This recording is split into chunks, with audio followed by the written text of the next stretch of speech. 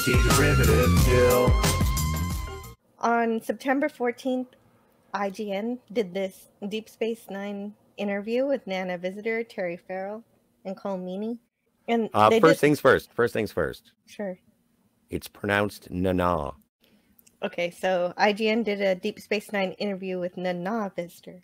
Yeah. I'm sorry to be a stickler, but it is her name. It's like Data and Data. And after this interview, I'm a bigger fan of Nana, so I will work on saying her name correctly. Mm-hmm. Because she is really awesome. I'm starting my tea time today talking about a interview that IGN did. It was about a video game, but I don't really care about the video game. It wasn't about a video game. It was sponsored by the video game, but the ads were annoying in it. Right. The ads about the video game were annoying, but at least it was actually a real interview. Mm-hmm. So from this interview, it's really clear that Nana Visitor knows her Star Trek very well. And here she did a beautiful job relaying the importance of her character. And Cole Meany did a good job too. He was pretty funny talking about his experience and everything. They're pretty cool people anyway. I always liked Visitor and Meany. They were always pretty entertaining. That's interesting you should say those two, because Terry Farrell was also there. And so before I talk about what she said, I'm going to say that she's very lovely and has had a good experience as an actress, and she's good at expressing that experience, but doesn't really seem to be interested in Star Trek herself, but she's really good at playing along, which is okay. She did an amazing job as Dax, so I do love her. But it's very weird to me what she says here, because they ask which Star Trek character she would be.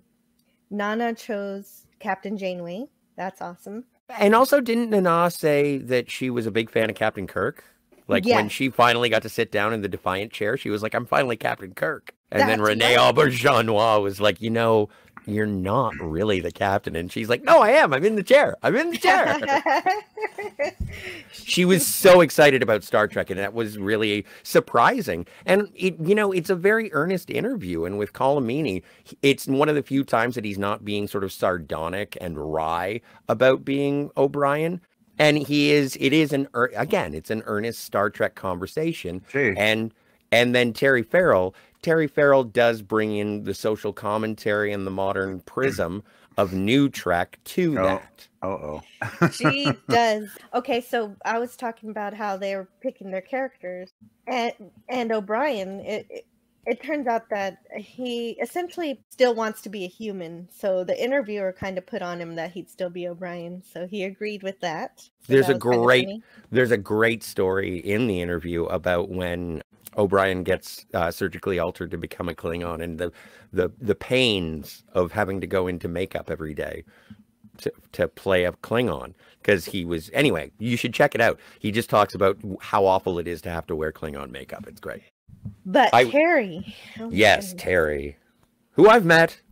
The character she chose to be in the Star Trek universe was Michael Burnham. And I would like to interject here just briefly. She forgot the name of the character. She said, I would like to play Sonequa Martin Green's character. I forget the character name. And then Nana Visitor says, Michael Burnham.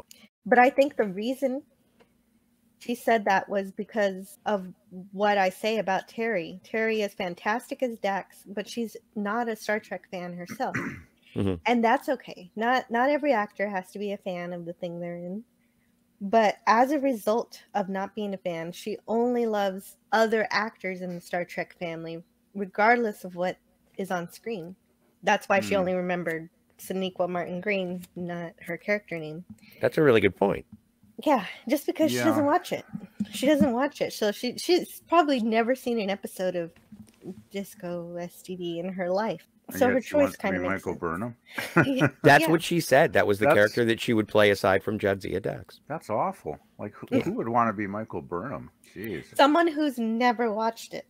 I mean, I watched the first 3 episodes of Disco, and it's like, a block of wood would be just as exciting to watch, really. I think that is sort of representative of New Trek, is that the ideas that are being pushed forth or pushed back against on the internet, even if you haven't seen an episode of Star Trek Discovery at all, ever, right, you can pick a side. It's like, I think it's fine that Michael Burnham exists. I've never seen an episode, but people seem very angry at her for existing. And it's like, no, That's not what it is. We watched the episode, and Michael Burnham did not perform as a Starfleet officer, was a mutineer, and kind of sucks. And just seems like a really bad person. Yeah.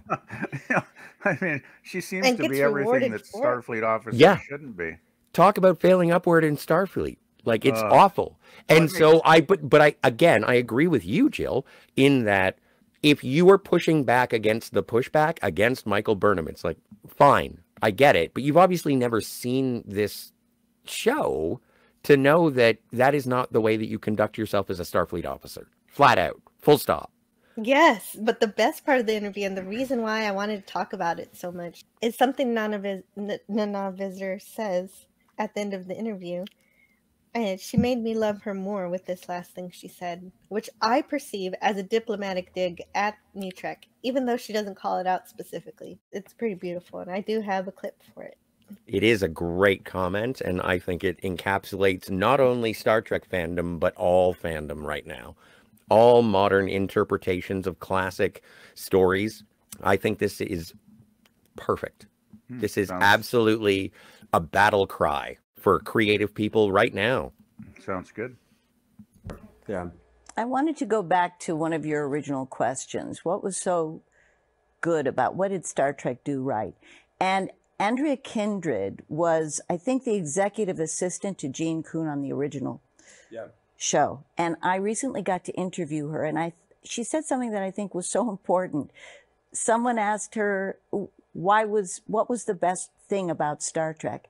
And she said, it was entertaining. So it allowed a huge number of people in to listen to new ideas and concepts. I wish some shows remembered the entertaining part. Yeah. You do need to welcome people in. Yeah, for sure. Yeah.